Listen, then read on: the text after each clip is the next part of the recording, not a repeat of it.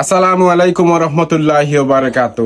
অনেকে আমারে কইন বা দাদারে কইন যে ফেসবুক থাকি ইনকাম পাওনি, ফাইলে দাদারেও দিও। আর আজকে আমরা 3-4 মাস পরে আজকেই সকালে একটা পেমেন্ট পাইছি।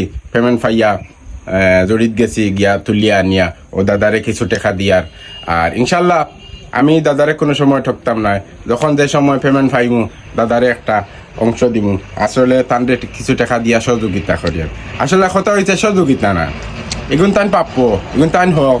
যখন আমার লগে কাম করো তখন আমি যে টাকাটা পাই এই টাকা তো তার একটা ভাগ আছে, বুঝছেন দাদা? তোমার একটা ভাগ আছে, এই টাকাটা দিয়া তোমার সহযোগিতা না, তোমার এটা হোক, তোমার হক দিয়া, বুঝলেন?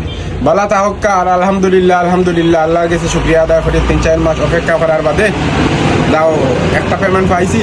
তো এই পেমেন্টগুলো মনে করো আমি একলা খাইতাম না, বুঝলি? এটা থাকি দাদারে দিমু, আরো কিছু আছে আমরা হেরারে দিমু, বা এই টাকা দিয়া মানবিক কাজ, রাস্তাঘাটের খাম, সাইনবোর্ড লাগানি, বিভিন্ন খাতে এই টাকাটা ব্যবহার করুন। ঠিক আছে? বালা তাহক্কা, সুস্থ তাহক্কা, দোয়া করবেন আমাদের জন্য। আসসালামু আলাইকুম।